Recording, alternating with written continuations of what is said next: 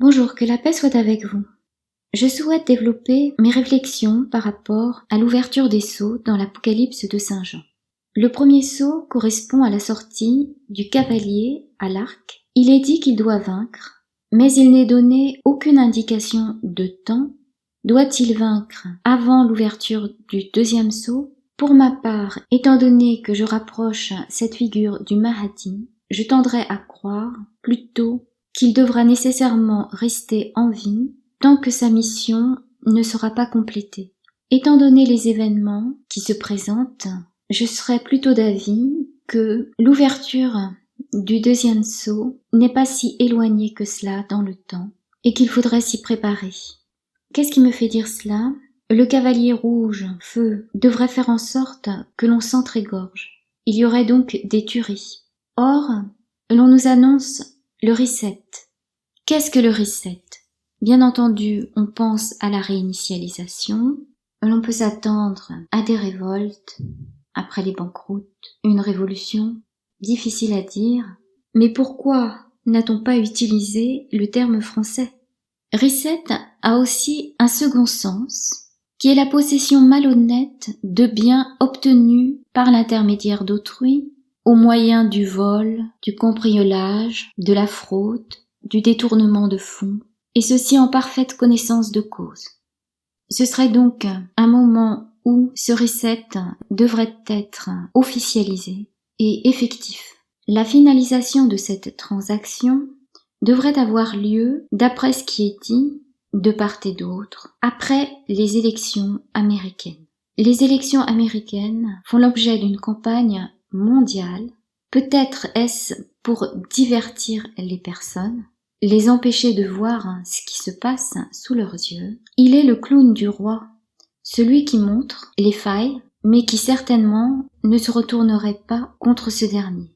Tout ce qu'il annonce, ce n'est que de la poudre aux yeux qui n'apportera que de la désillusion. Il ne fait que faire partie d'une stratégie plus globale qui serait de mettre à terre la population mondiale.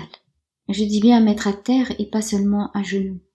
Certes, il y a eu une tentative de mettre les peuples à genoux concrètement, et je suppose que cela fait partie d'un rituel satanique, en utilisant des groupes de personnes qui auraient des revendications racialistes. Alors que j'essayais de penser à quoi pourrait correspondre le rouge, qui ne serait pas le communisme, car ce serait trop évident et cela correspond à une symbolique désuète qui remonte à la guerre froide et c'est dépassé. Je pense qu'il faut essayer de comprendre ce qui se passe aujourd'hui avec un œil neuf.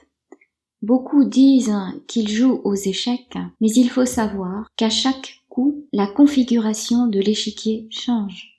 Il serait illusoire de penser que le rouge correspondrait à une symbolique hier et qu'elle serait identique aujourd'hui. Les tactiques changent, les stratégies aussi. J'ai pensé au faux Mahdi à cause du chameau rouge. On peut penser aussi à la Croix-Rouge par rapport au vaccin ou à la Banque suisse. Mais finalement, je me suis dit que cela me fait plus penser à la muleta, qui est un drap de serge rouge que le matador utilise pour donner les stockades. J'ai regardé d'un peu plus près comment se déroule une corrida, et cela m'a fait bien comprendre des choses par rapport à ce qui se passe aujourd'hui. Il faut savoir que ce drap rouge dissimule une épée et qu'il a pour fonction de permettre au matador d'opérer des passes avant de donner les stockades.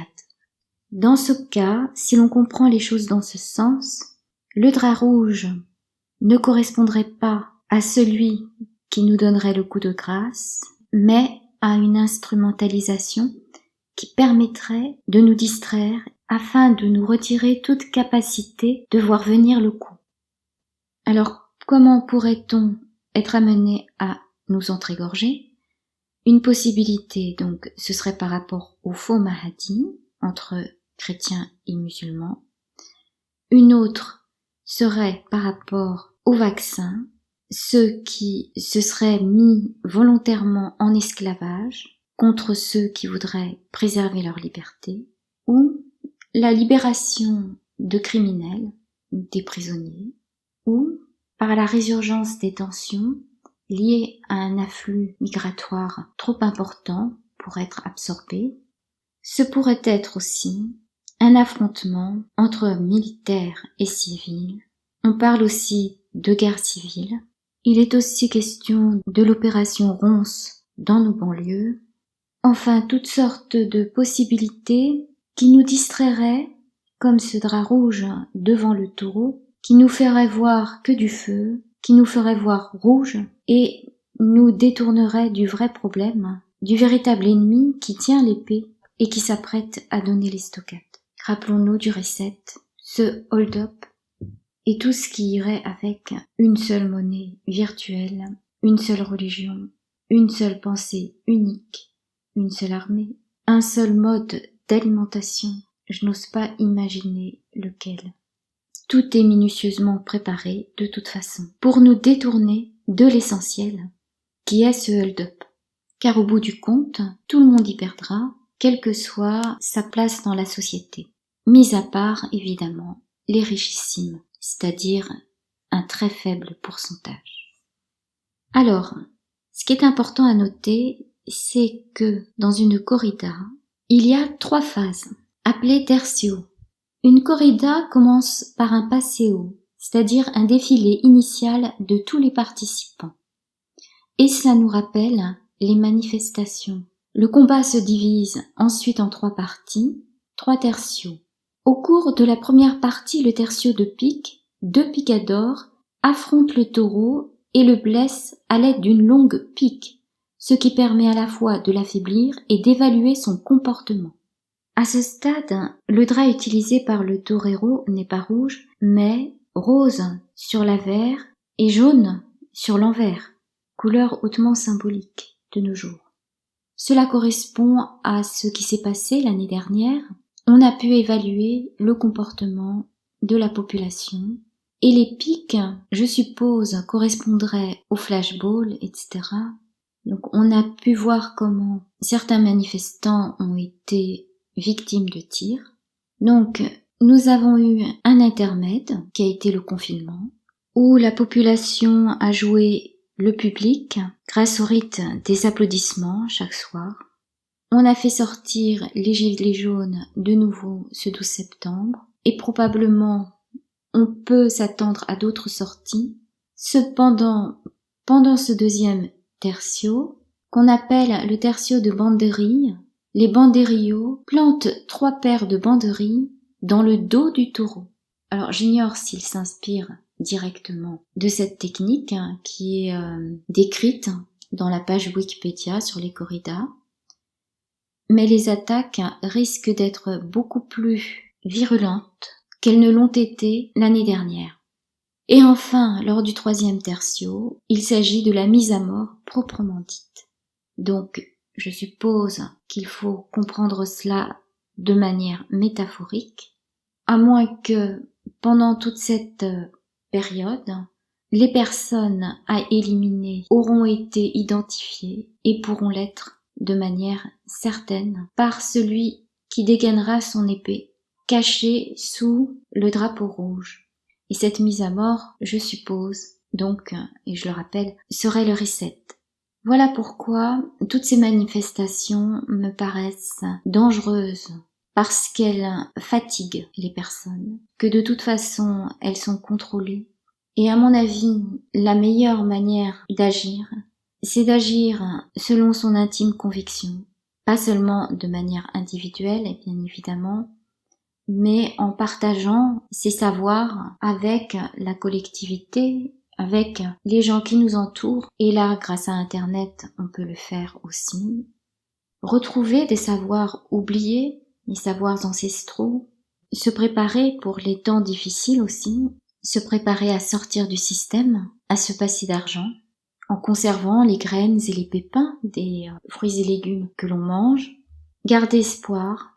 Évidemment, ceux qui ont de l'argent devraient investir cet argent dans l'achat de villages, dans un but altruiste, bien évidemment, étant entendu que, de toute façon, l'argent va fondre comme neige au soleil et qu'il n'en restera rien. Évidemment, l'idéal serait été que les villages soient repeuplés, surtout ceux qui sont désertés. Alors j'ai vu que Pierre Cardin est un collectionneur de villages et les fait mourir et les transforme en villages fantômes où il n'y aurait plus âmes qui vivent. Donc cela s'inscrirait peut-être dans cette volonté de regrouper les personnes dans les villes afin qu'elles soient totalement dépendantes de la distribution des grandes chaînes de producteurs et de commerçants qui certes ont le pouvoir économique mais n'ont pas encore le pouvoir politique. Et c'est à travers ces grandes chaînes que s'opérerait évidemment la gouvernance mondiale.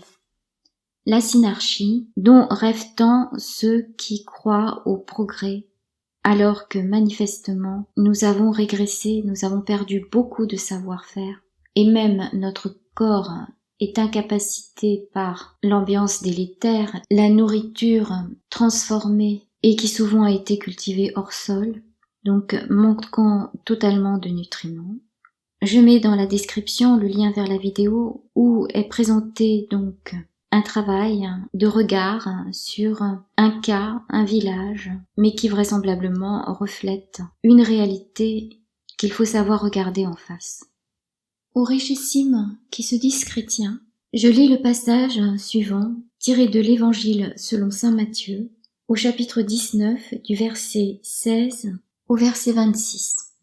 Et voici qu'un homme s'approcha et lui dit : « Maître, que dois-je faire de bon pour obtenir la vie éternelle ? » Il lui dit : « Qu'as-tu à m'interroger sur ce qui est bon ? Un seul est le bon. Que si tu veux entrer dans la vie, observe les commandements. » « Lesquels ? lui dit-il. Jésus reprit : « Tu ne tueras pas, tu ne commettras pas d'adultère, tu ne voleras pas, tu ne porteras pas de faux témoignages, honore ton père et ta mère, et tu aimeras ton prochain comme toi-même. » « Tout cela, lui dit le jeune homme, je l'ai observé, que me manque-t-il encore ? » Jésus lui déclara : « Si tu veux être parfait, va, vends ce que tu possèdes et donne-le aux pauvres, et tu auras un trésor dans les cieux. Puis viens, suis-moi. » Entendant cette parole, le jeune homme s'en alla contristé, car il avait de grands biens. Jésus dit alors à ses disciples : « En vérité, je vous le dis, il sera difficile à un riche d'entrer dans le royaume des cieux. Oui, je vous le répète, il est plus facile à un chameau de passer par un trou d'aiguille qu'à un riche d'entrer dans le royaume des cieux. » Entendant cela, les disciples restèrent tout interdits. « Qui donc peut être sauvé ? » disait-il. Fixant son regard, Jésus leur dit : « Pour les hommes, c'est impossible, mais pour Dieu, tout est possible. » Que la paix soit avec vous.